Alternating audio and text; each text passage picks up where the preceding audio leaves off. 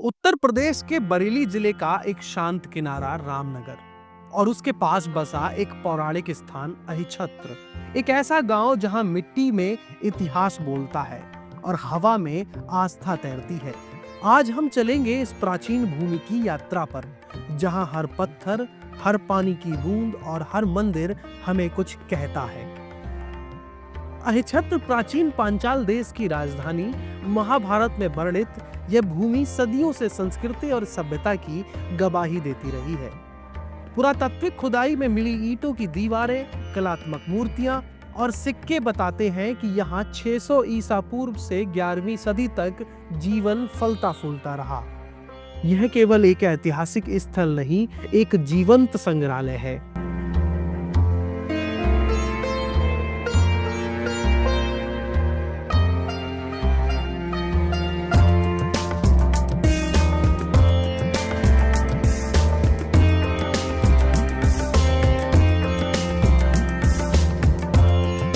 रामनगर में, जो कि महाभारत काल से पहले का है, और अभी सिर्फ इतना जितना हिस्सा आप देख रहे हैं इतना ही अवेलेबल है। बाकी भूकंप में और काफ़ी चीज़ों में ख़त्म हो चुका है। और आज भी इस स्थान की जो देखरेख है वो ऐसा ही कर रहा है, अपने अंडर से इसको बचाने का पूरा प्रयास कर रहा है। इसके बारे में और अधिक जानते हैं कि इस पत्थर के बारे में आपने बहुत बहुत सुना होगा, और इस किले के बारे में और अधिक जानकारी के लिए जी, इस किले के लिए आजकल के लोगों ने ये बताई है कि ये वो गदा है, परंतु गदा नहीं है, ये शिवलिंग है। और ये शिवलिंग है क्योंकि इसके चार ऐसे कईयों मंदिर में और हमारे यहाँ शिवलिंग रखे हैं, इसी के आकार के हैं। एक तो पूर्ण रखा है, इसके ऊपर बिजली गिरने से बताते हैं या मुगलों द्वारा इसका प्रहार किया गया। इसका भामंडल था, वो इसकी गुम्मट था, वो टूट चुका भूकंप में। आज भी पृथ्वी ऊपर डोली एक लंग झुका हुआ है ये सब मामला, और इसके लिए शिवलिंग कहते हैं। यहाँ की और पास की जो भूमि है उसके लिए शिवगंगा कहते हैं। शिवगंगा उसी वस्तु को कही जाती है जहाँ शिव जी का जलाभिषेक होता है, वो जल जाता है, उसको शिवगंगा कहते हैं। और इसलिए ये शिवलिंग है, ना कि भीमगदा है। उधर प्रचलित है ये, इसको तो है भीमगदा, पर भीमगदा नहीं है ये। और भी इस किले को किसने बनवाया, कौन? हाँ, इसके मालिक राजा परसत थे, जो कि द्रौपदी के पिता, और द्रौपदी के पिता थे, उनका नाम परसत था। उसी की कन्या का नाम द्रौपदी हुआ। जो द्रौपदी महाभारत काल में उन्हीं के कारण ही महाभारत हुआ। जो उनका वस्त्र भगवान कृष्ण ने उनकी रक्षा की, इसलिए वो हुआ। वो टीला, वो जगह भू स्खलन किया, कनिंगम द्वारा इसकी खुदाई की गई। उन्होंने 1925 में रेल लाए, जो अभी वहाँ पर रखी हुई है अभी तक। वहाँ से कुछ माल भी ले गए, और वहाँ से जो मिट्टी का मलबा था वो बाहर ये लोग इस जगह डाला गया। उसके बाद में जो एक हमारे ये बड़े बूढ़े थे, उन्होंने बताई एक शक्ति प्रकट हुई कनिंगम से। कहीं कहता यहाँ से चले जाना, तेरा अभियान ना। कनिंगम यहाँ से चला गया। तब से अंग्रेजों द्वारा वो खुदाई समाप्त हुई। अब आधुनिक सरकार इसकी देखरेख में है इस समय। हाँ, आदि जो इसकी और जो खड़े हैं इसके लिए भीमगदा कहते हैं, परंतु ये शिवलिंग है। कहते हैं कि बौद्ध धर्म से लिंक है यहाँ पे। बौद्ध से इसका कोई लेना देना नहीं है। इसमें जो अभी जो इधर को मलबा साफ करे गए, उनमें भगवान विष्णु, भगवान शिव, दुर्गा इत्यादि की मूर्ति प्राप्त हुई। बौद्ध की एक भी प्रतिमा प्राप्त इसमें नहीं हुई अभी तक। ऐसा, ऐसी इसकी मान्यता। चलिए, तो मैं यही कहूँगा कि ये बरेली के पास में है ये जगह, और बहुत ही ऐतिहासिक है। अगर आप बरेली आते हैं तो आप यहाँ पर आ सकते हैं, और इसके साथ साथ आपको इस क्षेत्र में बहुत वो चीज़ें देखने को मिलेंगी। वो सागर मिलेगा, वो झील मिलेगी जहाँ पर युधिष्ठिर का और यक्ष का संवाद हुआ था। और जैन धर्म के यहाँ पर दोनों ही मंदिर है, दिगंबर जो शाखा है उससे और श्वेतांबर शाखा है उससे। बहुत कुछ है यहाँ पर, एक बार आइए, अच्छा लगेगा।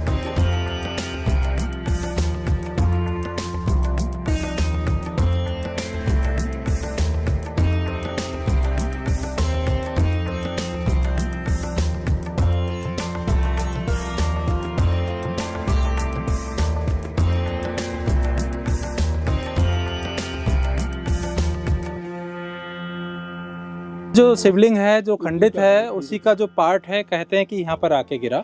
अब ये क्लियर नहीं है अभी तक कि ये बिजली के कारण गिरा या मुगलों का जो उस समय आतंक था, उन मुगलों के द्वारा इसको काटकर नीचे गिराया गया, ये क्लियर नहीं है। बट ये हिस्सा, इस पत्थर का जो हिस्सा है, ये उसी पत्थर का हिस्सा है जो पहले कभी कहा जाता है कि शिवलिंग हुआ करता था। और ऐसा भी बताते हैं कि अभी तक जो भी आपने देखा होगा कभी वीडियो पे, तो देखा होगा कि दो ही पत्थर बताते हैं कि एक ऊपर है, उसका पार्ट नीचे है। बट स्थानीय निवासी हमको एक मिले हैं, ये कहते हैं कि बिजली गिरी थी और ये एक हिस्सा और नीचे है। इस पे कहते हैं कि ऊपर सरप बैठ गया था शिवलिंग के ऊपर आकर, उसी समय पर बिजली गिरी, तो ये पत्थर एक पार्ट यहाँ पर है, एक ऊपर है ही और एक पार्ट नीचे, यानी कि 3 पार्ट में ये शिवलिंग पहुंच चुका है। अभी हम ऊपर थे और हमने शिवलिंग देखा था और उसके दूसरा हिस्सा भी देखा। अब आपको दिखा रहे हैं तीसरा हिस्सा, जो इन झाड़ियों में पड़ा हुआ है और काफी समय से है। और आज हमको ये जानकारी पहली बार मिली है, स्थानीय नागरिक हैं इनके द्वारा। इस स्थान के बारे में ऐसा कहा जाता है कि अश्वत्थामा को यहाँ का राजा बनाया गया था, और इसके बारे में और बताएं। हाँ ठीक है। जो जिस काल में ये राजा द्रौपद और द्रोणाचार्य एक ही गुरु के यहाँ पढ़ते थे, तो उनकी मित्रता थी, तो उन्होंने कहा हम राजा हो जाएं तो आप हमारे यहाँ आना। कालांतर में जो अश्वत्थामा द्रोणाचार्य पे बहुत कंगाली आई गई, यहाँ तक कि इन्होंने अपने लड़के को दूध उपलब्ध नहीं हुआ, तो ये अपने मित्र के पास आए। उस मित्र ने जो उन्हीं के यहाँ आए, द्वारपालों से कब्बाही राजा से, तो राजा बोले, वो आए सामने, उनके राजा के मित्र राजा होते हैं, भिखारी नहीं होते हैं। वो अपमानित होकर यहाँ चले गए। उन्होंने हस्तिनापुर में जाकर के भीष्म पितामह से संपर्क किया। उन्होंने अपने नातियों के लिए द्रोणाचार्य द्वारा विद्या सिखवाई, और विद्या सिखवा के गुरु दक्षिणा में उन्होंने यही मांगा कि उस राजा द्रौपद के लिए आप लाए पड़ा। तो उन्होंने यहाँ आए गए, यहाँ आक्रमण बोला, राजा से युद्ध हुआ, उस युद्ध में राजा परास्त हुआ। वो द्रोणाचार्य के सामने समकक्ष किया गया। उन्होंने कही मैं वही हूँ जो आपने मेरे लिए अपमानित करके भेजा है। तो उन्होंने ठीक है, मैं इतनी आपके संग में राहत करता हूँ। इधर का राज्य हमारा रहा, और जो कंपिल है वहाँ पे ये इनको स्थानांतर किया गया।